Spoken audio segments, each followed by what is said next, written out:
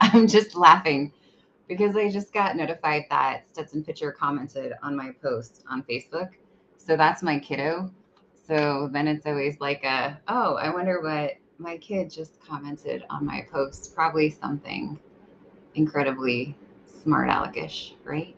Just kidding, I love him. Oh, I have a saw and a torch. Yes, perfect, Stetson. Okay. Hey guys, so I changed the time. We're doing this at 4:30 Mountain Standard Time instead of 6. Um, it's just aligning with me better to do it a little bit early. And so we're going to do this. If you're just hopping on, as a quick reminder, depending on which one of my pages you are streaming on, sometimes when you say something, I can see your name, and sometimes when you say something, I can't. So depending on which one of my platforms you're coming in off of, it'll just tell me that it's a Facebook user, or sometimes it will actually tell me your name. So if I don't say your name when I respond to you, if you say something, don't take it personally because I maybe not be able to see it. Okay, so welcome, welcome. We're going to talk about thoughts in your physical body. This is one of my favorite subjects of all time. I'm going to give you some actual spaces that you can research how this works scientifically. And in fact, later I will come back in this video and post some links to some really cool books that you can get a hold of. And then once again, who the heck am I? So Amy Jorgensen, I have a master's in education. I'm a practitioner in multiple methodologies, including hypnosis, NLP, all kinds of fun stuff. But my purpose and my passion here is helping you to get your smile back, especially if you've been through some really hard times, because let's face it, we all have. So before we actually get into thoughts in your physical body, I want to tell you, I always try to align with things that I know, not things that I know, things that are inspiring that I can feel that someone that's watching needs to hear it. So whether you're on here live or you're hopping in on a recording, this could be for you. But one thing that I want to share with you, I made a post earlier today on my Facebook page. You know, there are just some people out there that are always going to align with the fact that they don't think you deserve to be happy. So it doesn't matter what you're doing, they are never going to get on board with the thought that you deserve to be happy, or in a space where you feel comfortable, confident, that you like yourself. And guess what, kids? They don't get to decide. It's not up to them. So haters going to hate. And I like to look at it this way. In somebody's story, I am a queen. Okay? I am a queen. I have in the same day, let me answer that. In somebody's story, you're going to be the evil witch. Okay? I can have in the same exact day, someone text me something absolutely horrific. That is the meanest text I've ever seen in my life about how, whatever, right? Just totally attacking me down to my soul. Something that I would never say even to my worst enemy. An hour later, I can have a completely different person send me a message about how they were borderline giving up on life and how they watched one of my videos or talked to me and they did a complete mental spin, and that I saved them from doing something crazy. So I want you to align with that, okay? Because somebody's going to hate you and somebody's going to love you. And that's just the way that it is. That is inevitable and not something you can ever change. So work on getting past the fact that you need to be liked by everyone, because you never will be. It doesn't matter. There are lots of people that I follow for inspiration, and even someone that I think is like the most amazing practitioner or the most amazing inspiration that I go to watch has people say things that are negative. So just know, I'm going to repeat this. Some people don't think you deserve to be happy. It's not their decision, okay? It's yours. So you deserve to be happy, okay? Moving along, they just have lots of crap they're reflecting about themselves. So we're going to talk about thoughts in your physical body, because when we get diagnosed with something, the first thing that we do is we pick up the phone and we make an appointment somewhere because we want to go in and we want someone to tell us, these are the symptoms you have. Here's the medication. Here's the solution. That is ingrained into our head. It is a negative core belief that we can actually clear away, that healing has to be complex. And the more complex your symptoms are, or the more serious your illness is, your brain, your cognitive mind, what you've been taught comes back with the, oh, if it's a really crazy diagnosis, then the process to heal must be really crazy too. Put that in its perspective. Think about the giant C word, right? If someone tells you that you have that, you know you're not just going to, go throughout the week eating some fruits and vegetables and it's going to be gone by Friday, right? So we have it in our head that, a really complex disease requires really complex treatment, really, in depth to get better from it. So I'm going to repeat that is a negative core belief. It's something that is ingrained into your cognitive mind. When we ingrain things into our brains, they become a belief. It doesn't matter. There is no truth or false, okay? That doesn't exist. It becomes a belief for you regardless. It becomes your reality, okay? And so we have this amazing ability to rewire our thought processes, to make our own realities based off of what we believe. So when someone says to me, I can't, blah, blah, blah, you're absolutely right. You will not and you cannot if that is your belief. But if you simply tell me, I can do this, I will even go a step further. I don't even like I can do this. I like I will do this, because I will do this is ingrained that you already have it. You're at the end picture. That's where you're visualizing, seeing yourself. I know this. I had so many people tell me that I could not be a pilot. Great, cool. You don't believe that, but I believe that I can, therefore make it happen. Okay. Doesn't mean it's simple. It doesn't mean it's easy. It doesn't mean there's things you have to overcome, but you can do it. Okay. So we rewire our physical bodies the same way. Okay. Reactions and how we feel emotionally and the way that we respond to stress is why our body starts to show symptoms. So we get into this space where we're fight or flight, because we're so stressed out. Like, I was having this conversation with someone today and they made this comment about someone feeling like, I don't remember exactly what she said, but basically like their stomach was just so knotted up and so upside down. And I was like, oh, I hate that feeling. Do you ever do that when you go to bed at night and then the first thing in the morning you wake up and you almost sit for a second and you're like, wait, am I happy or am I worried about something? Is something going on or am I in a good space? I've done that before where it's almost like I have to feel for a second to try to remind myself like, ooh, is something crazy going on or am I in a good place?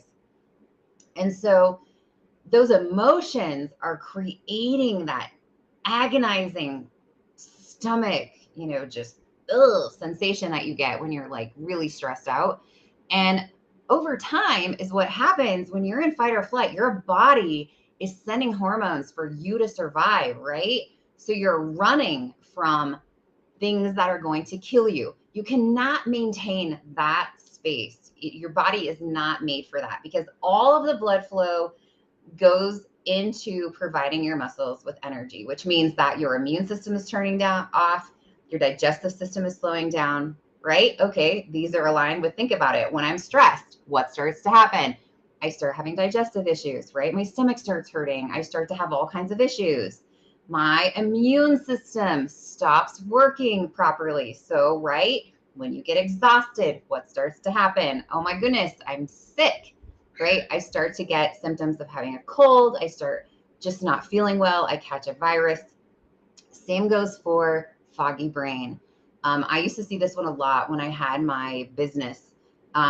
Anytime that I got really stressed out, I wasn't creative anymore. I couldn't come up with specials and I couldn't come up with new products and things to entice my consultant group to make purchases and build their business. And so the more stressed I got, the more kind of tunneled my vision became and the more squashed down my ideas were. And so it's really hard as a business owner to keep that flow going because you're stressing out about stuff all the time. So everything is affected. You're not providing anything to the other places in your body. Everything's going into fight or flight, and it causes extreme exhaustion and your body is going to break down. So any places in your body that are already a little bit weak, you're going to see some catastrophic things going on because you can't maintain this level.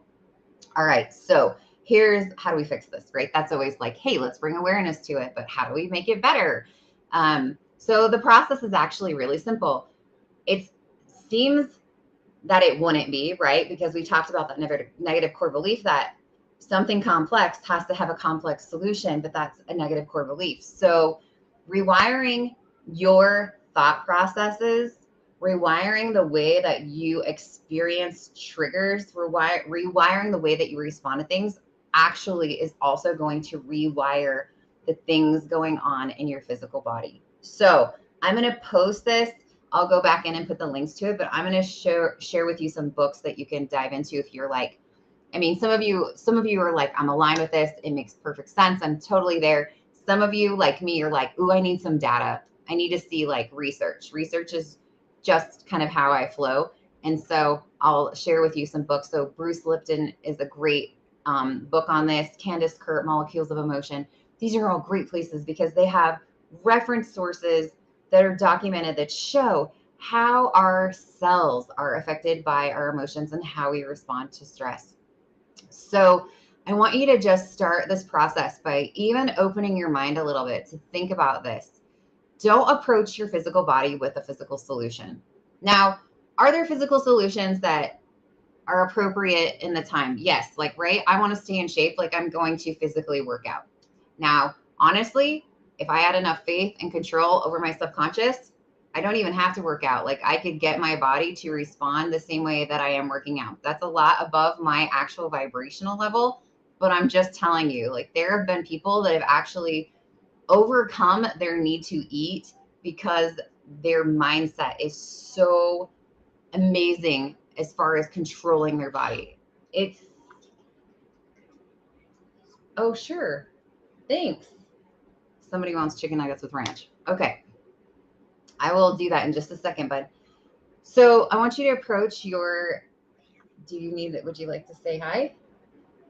Okay, go away for a minute then. So we're not going to approach our physical body with physical solutions. We're going to approach our physical body with an emotional solution. Okay. And that's how change can happen. And this change happens and can happen at an extremely high level because your emotions affect every cell in your body at once. And so when you're working on doing this type of work and you're releasing things, you're affecting your body at a cellular level. And that's why some amazing things can happen. So I want to talk about three things because I love to do things in sets of threes. Assessing something more powerful than any medication can give you. So how in the world do we go about doing this? So these three things, as I was, thinking about what to talk about, they're not all exactly connected, I would say. And there was a moment where I was like, does this one even make sense? Is it really even aligned with what I'm talking about? And I definitely got a yes. And so we're going to do it. So first of all, don't stop yourself from feeling. Because I tried to do this today or yesterday. I tried to do this yesterday, and thank goodness I have an amazing friend who was like, yo, you need to let yourself feel it. Just like stop trying to be that, like, I'm hardcore, nothing bothers me, I can align and not be emotional about things that are happening to me. She was like, hey, I think you need to like just feel it and own it for a minute. And I was like, you're right. I need to just feel it. So don't stop yourself from feeling it. But when you're feeling it, this is the intention you want to have. You want to allow it to move more fluidly through your body. So by that, I mean bringing some awareness to it. So I was going through a thing which I was like, this is just such hogwash, where it honestly, it really reminds me of high school and like the Mean Girls Club, right? Where it's like a group of girls decides that they don't like you, and no matter what you do, like you're not getting out of it, right? That's just because that's how they are. Like I really literally, as a 42-year-old adult, have had something like that happen. And it was like, this is so stupid. Like absolutely the stupidest thing that I've dealt with. And I like, really, right? When you're in school, you're like, oh, as an adult, things will be better. I don't have to worry about the pettiness of adults. No, that's not true. So I was like, okay, I'm going to think this. I'm actually going to feel it, and I'm going to allow it to flow instead of resisting it. So I did. I just felt it. And it was within like 5 minutes, I was back on my game. I texted my friend and I was like, I thank you so much for just bringing that awareness to me, because I was getting stuck in it because I didn't want to allow myself to feel it. And I told her, I was like, oh, the moment I just let it come, it was gone. And I was back on my game. I was running around doing everything that I love to do again. And it just momentarily stopped me in my tracks. But So don't stop yourself from feeling. You don't want to live in the space. That's why you want to let it move fluidly. So when you're like, Amy, how do I do that? You literally just think about it as you're feeling it. Be like, ooh, I feel this anger, and I'm just going to feel it all the way. Feel it. Feel where you feel it in your body. Be like, ooh, I actually can feel this anger. Like it's hanging out right here in the left side of my chest. It feels heavy. Just feel it, allow it, connect with it, and you'll see that it'll start to dissipate because you're bringing awareness to your space. Okay. Here's another one. This is going to be the second one. Somebody talking about taking care of yourself and doing self-care, which is so important. But I want you to take that to a higher level, right? Because I have like a little tradition on Sundays. It's my self-care day. So a lot of times that's the day that I'll like deep condition my hair, or I'll spend some time doing like a face mask. I wash my bed sheets, I clean, whatever. So things that make me feel better. I might have a cup of coffee and watch Netflix in the morning for an hour, which is something that I don't normally do. I'll let myself sleep in for an hour, like till 6 instead of getting up at 5, stuff like that. So that's intentional self-care, but I want you to take it to another level. I want you to let every moment in your life include yourself in the equation. What does that mean exactly? So this is going to roll into my third one. I want you to think about what's fluid and joyful for you. So I have lots of conversations with myself, like literally every second, because I'm asking myself, do I feel in alignment with what I'm about to do? Same with like when I changed the time for this. I was like, okay, 4:30 is popping up for me. Do I really feel in alignment to change my life to 4:30? And then I listen. If you guys follow me with human design, you know that you can listen to your authority center. So your authority center is different for each of you. Some of you have intuitive authority center. So it's the answer that you get immediately that you just feel in your gut. Some of you have centers where you can actually hear a uh-huh or an uh-uh. And so I ask myself, am I in alignment to do this at 4:30? And I just listen to get that answer. And I'm telling you, like, human design is amazing. If you haven't checked into it, hop into my Soul Centered Academy. I have a course in there. It's like super packed full of stuff. And you can take it and you have lifetime access to it. So you can go back and rewatch it, and it includes your human design chart. So it's really cool. I'm working on an advanced one, by the way, for those of you that have taken the previous one. So that's going to involve a lot more higher level channels and all kinds of stuff. So bringing awareness to yourself is what I'm doing in alignment with my highest self. Now, I like to do things that light me up. So I love being able to help others, and I love being able to help other people find their smile again and bring their joy back. So how do I do that? I allow myself to be vulnerable. I allow myself to share things with other people that otherwise I would probably not share. And, I've had some people say, oh my goodness, you don't have to share those kinds of things with anybody else. That's personal for you. And I get that. And if that's the space that you're in, not everybody's passion resonates from being able to share things that make them feel vulnerable, right? But for me, I like to bring awareness to that. I don't hesitate to tell someone, hey, I've had 10 miscarriages before. I know what that feels like. I have delivered a baby in my bathroom on my carpet that was like 15 weeks along. Guys, we don't talk enough about stuff like that because it makes us really vulnerable. We have been taught that there is shame associated with that, right?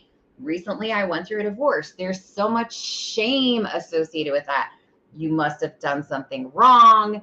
You can't get along with others. I mean, in my space, like my first spouse, I lost him. He took his own life, right? Here I am in my second divorce. Do you think that I don't have those thoughts creeping in, especially with the little community that I live in and the way that people talk and gossip that, they make up their own things. Like they piece together the information that they like to make this like facade of a novel. And I love it sometimes when people come to me and they're like, well, blah, blah, blah. And I'm like, what are you even talking about? Like that is not how that happens. And that is not actually the truth. So it's kind of interesting because I was like thinking about this yesterday, and it's like, huh, I have two friends that are super, super incredibly close to me that are both female, and they just they know everything, right? Because those are my two that I go to that I'm like, hey, this is what's going on. And I have no reason or rhyme to ever hide anything from them or lie to them. They're like my no kidding, full blown vulnerable, this is what's going on. And same with my mom. And so here's what I thought about that was really interesting. I thought these other people that are so against me and are so like, oh, she's just an evil person, are the ones that know the littlest about me. Actually, I would say they're the ones that are kind of right in the middle. Like they think they know, but they don't actually know, right?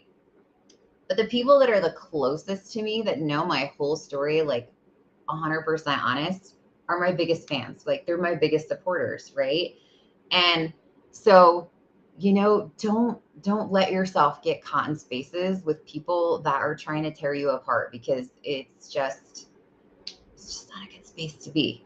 Okay, so I kind of like went off into a moment and I can't remember where I was going with that. But thoughts on your physical body. So, if you let things sit and kind of bubble inside and get all icky, then you're going to start to suffer some physical consequences from it. So I'm telling you, like, do those things. Don't try to stop yourself from feeling, because if you just let it flow and think about, where am I feeling this at? Where does my anxiety? Where is my resentment? Where is my anger? Where is this hatred or this guilt or worthlessness? Where am I feeling it at? You'll actually, if you sit with yourself, you can locate it in your body and you'll be able to, I like to think of it like this, and it's different for everyone. If you think to yourself, and this is where we go back, use your imagination, because that's how your subconscious works. Just another negative core belief that you've been taught, that using your imagination is childish. But think about it. If I have something in my body and I want to release it, does it make sense to me to send it out my hands? Does it make sense to me that I would send it out, if it's flowing, that I would flow it out through the top of my crown? Does it make sense that I would flow it out through my feet? Now, for me, it resonates with me that I bring energy in through my hands and I bring energy in through my upper crown area. It flows through my body and I would send it out through my feet. Like when I'm meditating or I'm thinking about what I'm feeling and how this is dissipating, sometimes it just releases out. I could just send it out through my aura, but a lot of times I like to send it out through my feet, and I like to think, okay, I'm grounding it back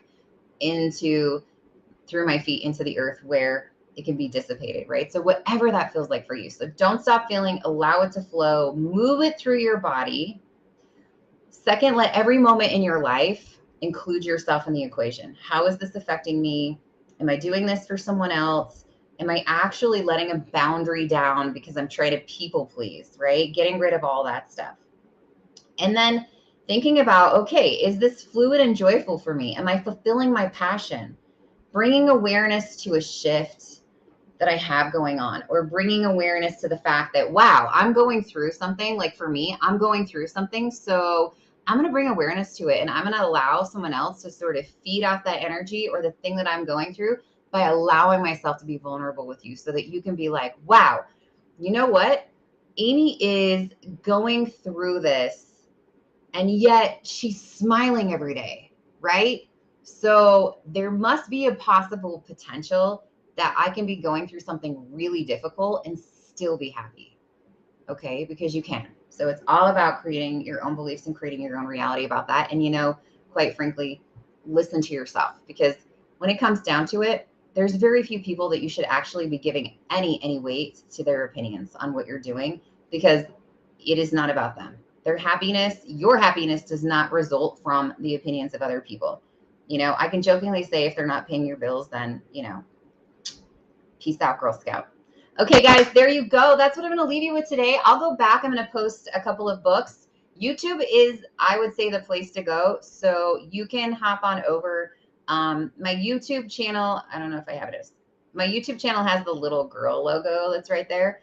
It's Honest Sassy Mama. That's my YouTube channel. That's the best place to go to subscribe if you want to pick up on all my videos and you don't want to worry about missing one when I go live.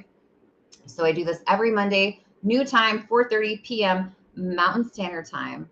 And I love to just give you some things that you can use like right now to create some change in your life. Of course, I do private sessions where we release things from your subconscious. I also do have the Soul Centered Academy, so you can hop in there and just be watching and learning and growing and progressing.